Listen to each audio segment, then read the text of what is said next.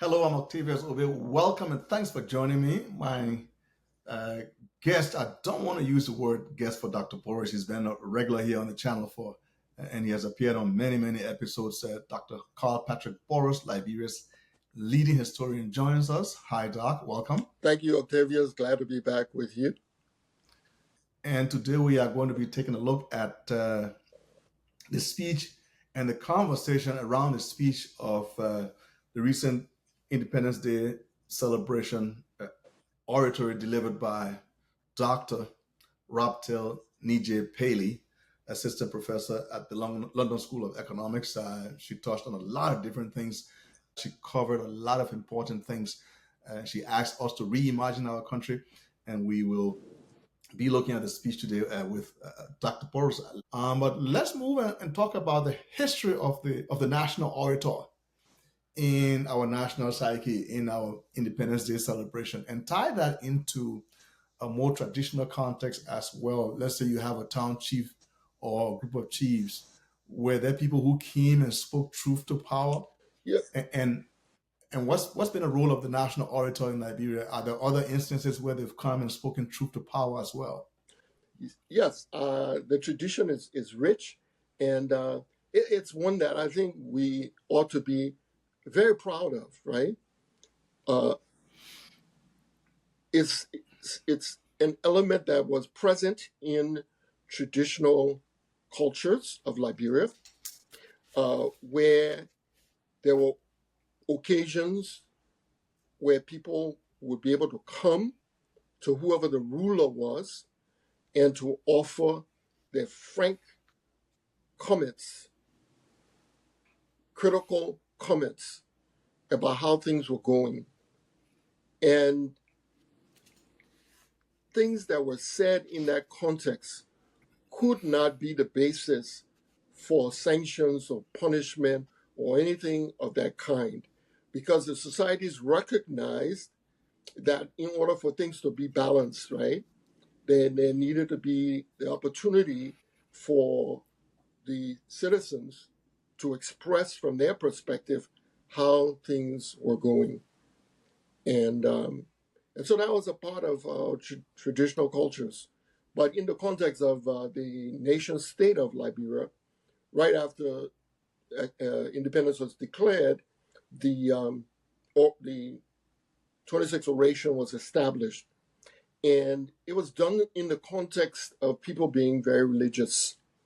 And so in religions around the world, there's a recognition of three key roles: the ruler, sometimes referred to as a king back in the day, the priest or rabbi or imam is another significant role, and a third role was the prophetic individual, and so the people invited to give the oration were chosen because they were seen as having a critical or prophetic vision regarding the society.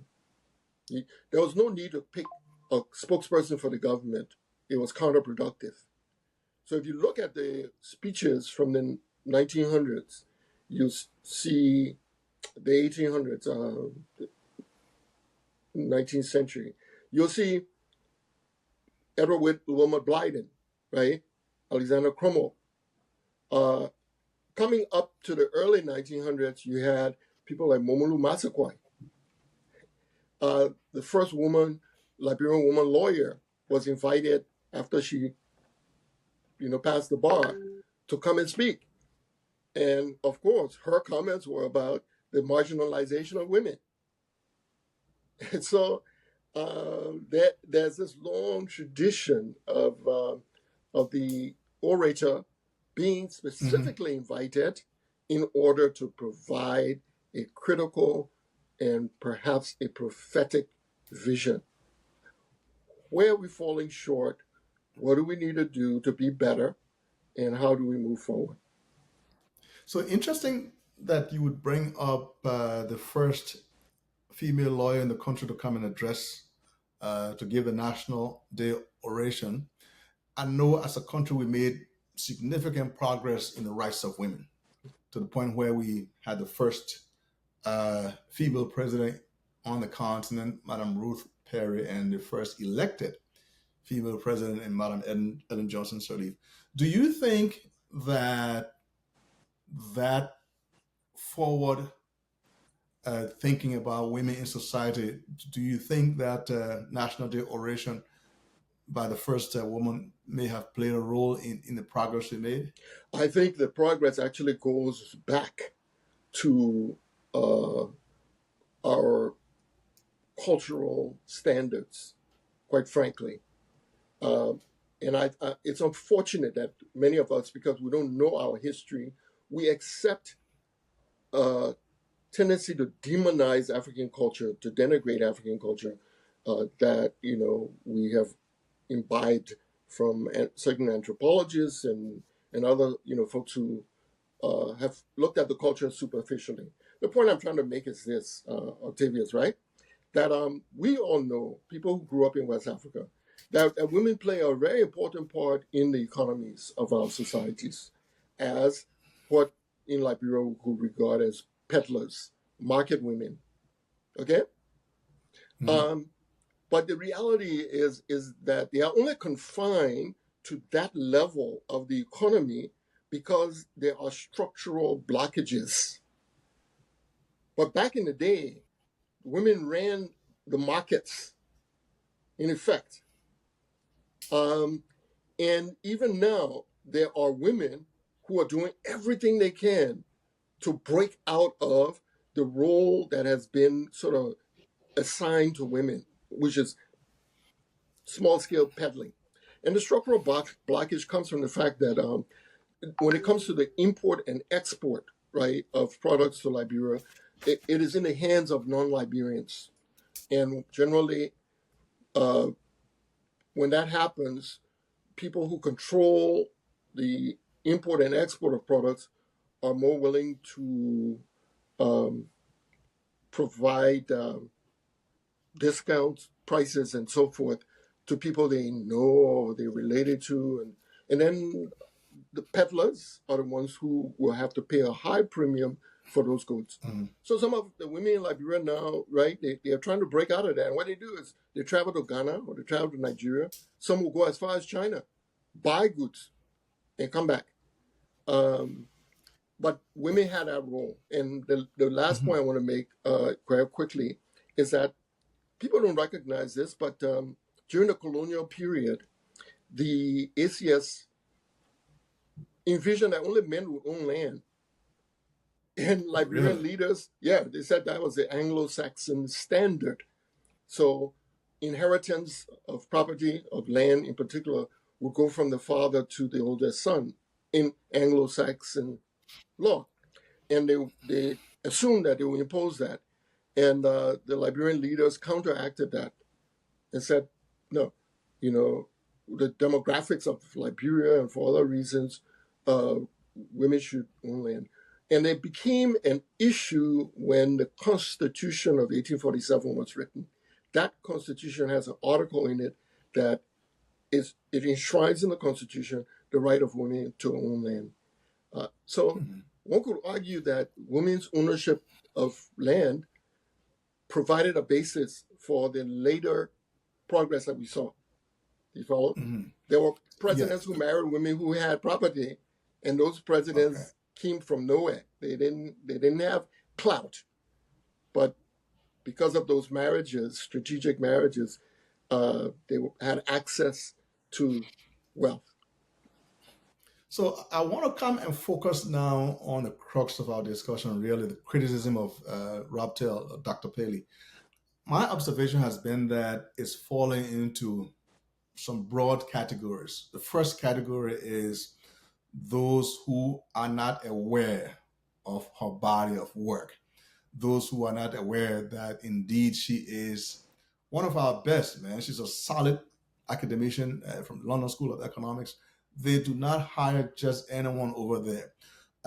If you look at the history of the comments she's made on TV in Britain, where she lives and works, and in Europe in general, she has a track record. In fact, I believe she describes herself as a scholar activist.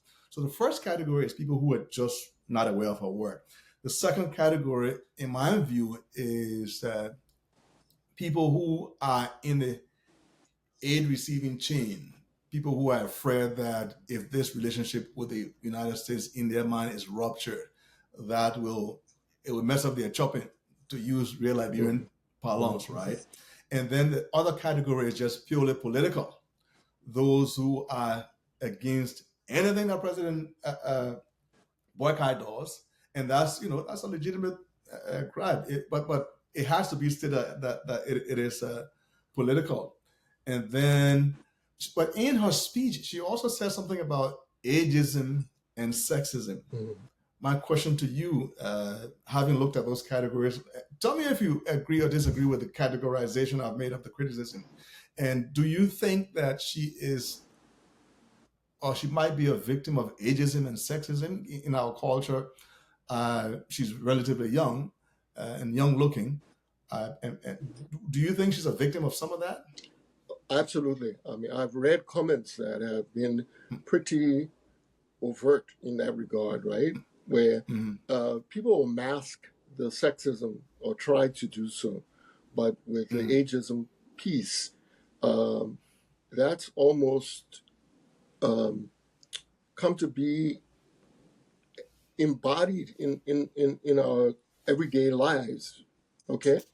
And so there are people who have gone on social media to suggest that younger people shouldn't be invited to give the oration, It should be, it should be older people with experience and so on. I would argue, as a member of the old folks club, a dues-paying member at that, right? And that is that some of our old people have aged without wisdom. And the issue of oration, a national oration, is that you want someone to come in and speak, wisdom. And it doesn't matter what package that comes in, one should be prepared to receive it. But if we confuse age and with the fact that people have something to say, that's not accurate. And in traditional cultures, that was not the standard. We assume that when people say, oh, the elders, you should listen to the elders, that our cultures didn't distinguish between people who were old and didn't deserve the title of elders because they disrespected themselves, right? From the way they behaved in the village. And the result was that the society would react by saying, look at that old fool, and you would not be regarded as an elder. And when we talk about people who are ancestors, it would be those who lived in the way of the ancestors and earned the appellation of elders, and then the transition. You say, oh yeah, they're going to that ancestral land. So the other category of criticism that has come her way is that we have to quantify the relationship. If she makes a statement that, or if someone makes a statement that the United States has taken more from us, or than we have given, regardless of which side of the argument you fall on, that it has to be quantitative. Yeah. So since when does foreign policy, critique of foreign policy, analysis of foreign policy has fallen into the quantitative realm? I've never understood that at all. Well, and one of the complications also is this. The standards for judging a speech are different from the standards for judging a poem, which should be different for the standards we use for judging, an economic study. And to take the standards for one and impose it on the other is a complete form of misdirection. It is inappropriate, and it reflects poorly on the person who does it. It doesn't reflect on the individual that you're attempting to critique. Because if I wrote a poem and you come to me and say, well, why you didn't include quantitative data, why you didn't put footnotes, it looks bad on you. Like maybe you don't know what a poem is, right? So Hmm. that's part of the issue here. I will argue that for an oration, for a speech, we do not expect quantitative data, period. Hmm. And to Hmm. argue that way, it shows a lack of understanding. Now, let me It's say this. I want to just quickly before I land. go ahead. Um, Hmm. so I've heard this comment. I think it's misguided, but I also think that it is um, it's being applied selectively. On the Hmm. one How hand, so? you have an oration, and people come and say, "Where's the evidence? Where's the beef?" And they want you to provide it in the speech.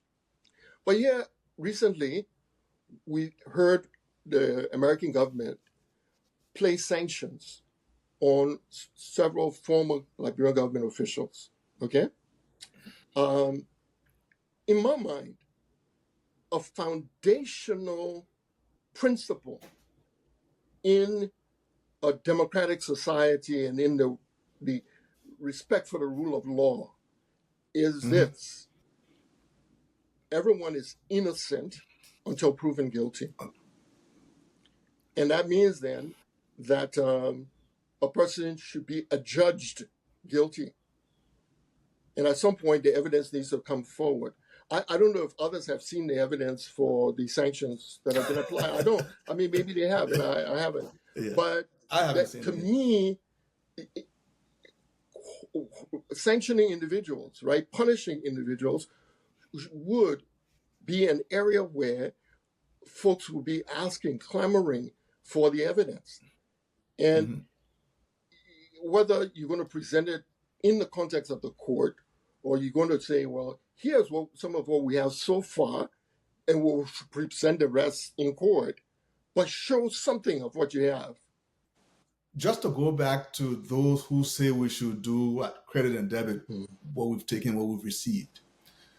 And I know this is not your area of expertise. You are writing and words and a history guy. But some people whose forefathers had lived here in the United States for more than 400 years and worked for free went back to Liberia to start that country. If we're looking at giving and taking, should we factor that into this argument as well? That's a roundabout way of bringing in the reparations debate. Mm-hmm. I think that this is a question that I think economists, Liberian economists, Mm-hmm. actually should have been engaged in studying over time. And really, it's shocking when you think about it, but they haven't. And I know a number of economists out here, and they talk off the cuff, but we don't see, you know, journal The articles actual that they have numbers. published and so on, Mm-hmm. right? Um, and I think that the key thing with academic studies is that when you go to do a study and you say, well, here are the criteria we're using, um, you share that with the readers. And when they go through the article, they can, or the book, they can say, okay, you you said you're going to include reparations, and we'll look at that and see if the tables, balance out or what have you. But I think any kind of economic analysis now, it would be a contribution to the discussion. Uh, if someone said we want to look at loans over time and see to what extent loans have been onerous, or we want to look at Mm-hmm. Firestone and see what contributions Firestone has made, what Firestone has taken out, someone could do a unique, specialized study. Someone else is looking at Firestone, someone else is looking at LMC, for example, right? The Liberia mining company that was in Bombing Hills. And then at the end Mm-hmm. of the day, you add them up and you get a big picture. We don't have to burden one person with doing the whole, history of, economic relations. But again, as I was saying, that not being an economist, I would defer to economists to take that on. But I do think that the charge d'affaires, the American embassy, brought overdue attention to the very minute portion of the oration where Let me, I hate to interrupt you, Doug, but let me bring a question because there's a question in my head that's going to go directly to that. I don't know where you're going, but yeah, it probably might be going okay. there. The the the Chargé walking out brings into question the whole concept of diplomacy and diplomatic etiquette. And in my view, it ties into the difference between criticism and insult, and tie that into the whole concept of freedom of expression here in the United States. Oh, I know it's a loaded question, but well, give me your best shot. well, so I'll start with your distinction between criticism and insult. A criticism is created to be constructive. It is pointed out so that we are able to strive for better. I invite your audience, right, to think about this in the context of a marriage or in the context of our relationships, be it with children, whoever. Let's bring it to the personal level so we will be able to comprehend it before we take it to an international. Mm-hmm. Relationships improve if there's room for critical comments. I didn't like the way you did this, right? Could you help me when I'm cooking? Maybe you could do the dishes after. Those are criticisms, but they are geared towards improvements. An insult would be to say to someone, you're stupid, you're lazy. It is an attack on the individual or the country. Do you follow? It is not Mm-hmm. about behavior which then can be altered. It is about your inherent nature. From my reading of the oration, there was nowhere in there where there was an attack. And so the walkout. Or an insult. An insult, yes, exactly. And so Yeah. the walkout seemed to me an overreaction. And the reality is that there is the requirement of diplomatic etiquette. Diplomats are supposedly trained, right, in protocol and etiquette that comes with their roles. And so one of the things that's included is that you learn the culture of the place you're going to be operating in. You have to know it well enough so that you don't offend people inadvertently, or you don't do anything that will disrupt the relationship between the country you represent and the people who are hosting you. And anyone who understood, like the national oration in Liberia, the 26th oration, understands that it's an opportunity for civil society, a representative of civil society, to say, here's where things are falling short. And in that context of the 26th oration of 2024, the speaker addressed the legislators specifically and said, you all need to change this. You need to reduce your salaries. The speaker then turned to the president of the republic. Yes, and looked him in the eye And said, Your Excellency, notice, Your Excellency, that's not insult, right? That's the respect part. But the criticism is not an insult either. And it says, this yellow machine engagement was a mistake. I think you should correct it. Now, not everything the speaker said, all of us will agree with.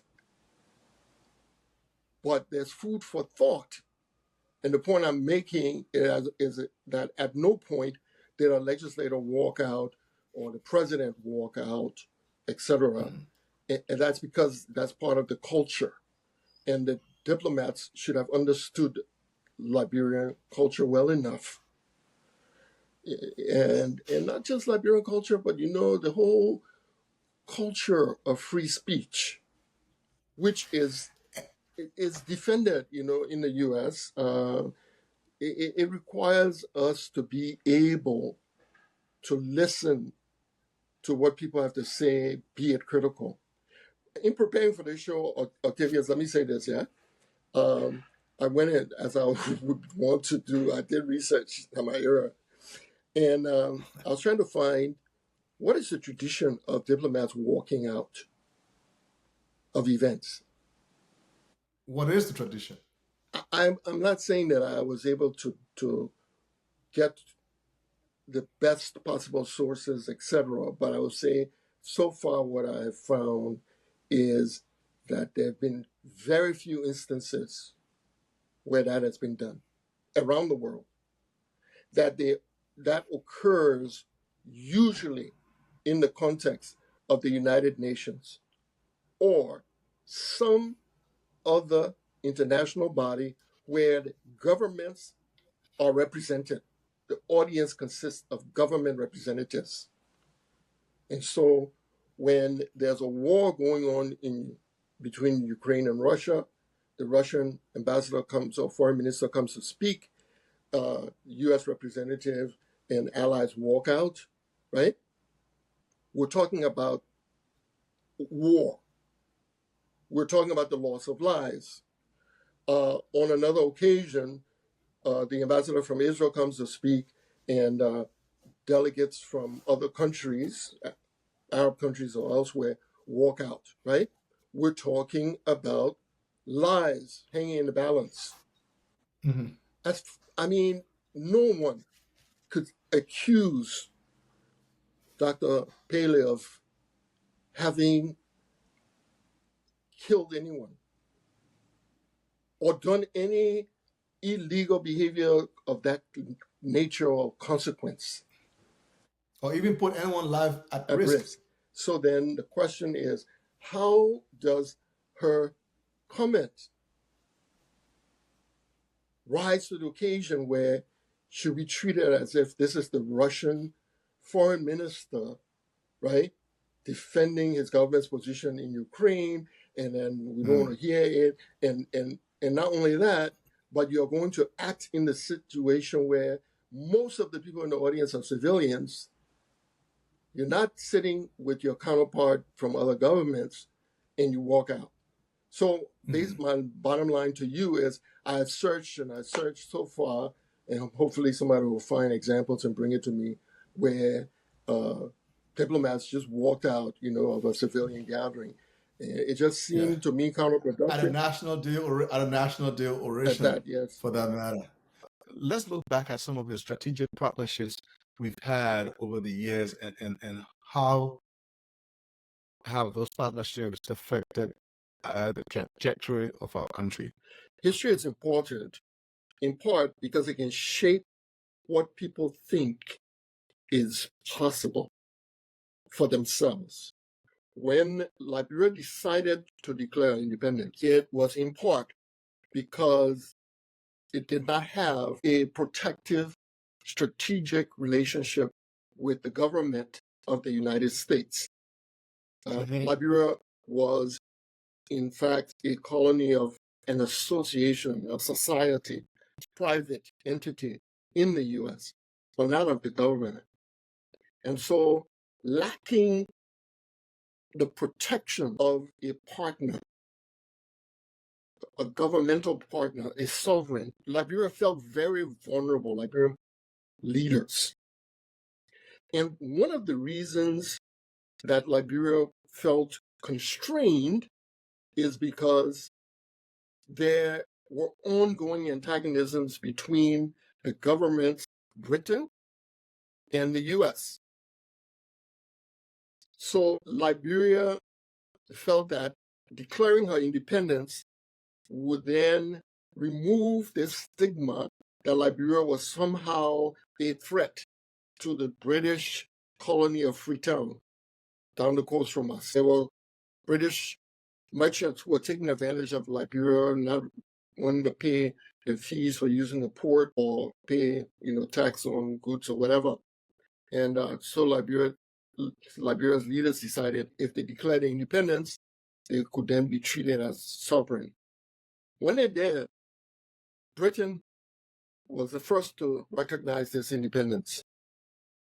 At the time, Great Britain, as it was called, was one of the world's two superpowers. And it had been that for centuries. And the other superpower was France. And they had fought wars, one after the other, with each other. So Liberia was able to gain recognition from Britain. And then they had the audacity to try and negotiate with France, which was Britain's main rival, to try and get recognition. And they succeeded. So Liberia, this little, one could argue, powerless, some would say insignificant entity, managed to imagine the possibility of strategic partnership with rival superpowers, and they were able to make that happen through negotiations. And that happened decades before the U.S. came around to recognize Liberia's independence.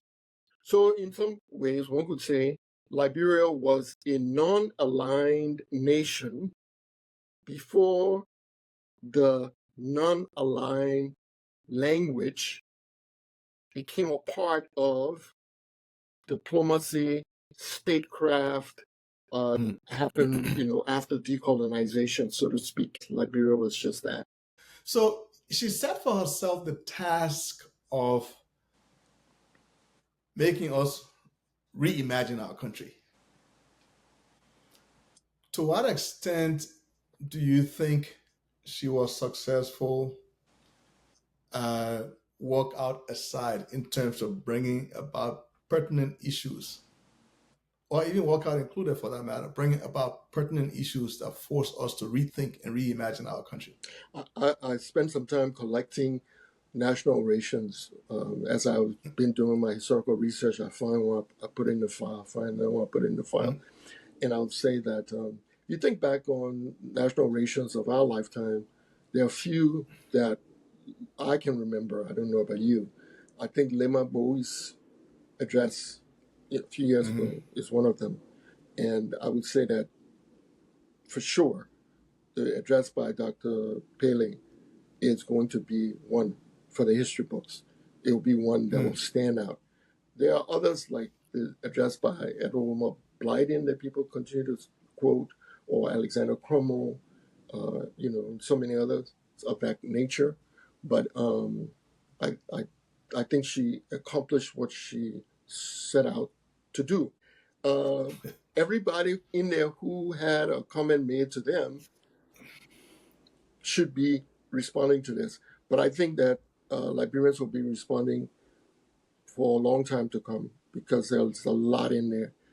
One of the things that resonated with quite a few people was her call for us to move with dignity.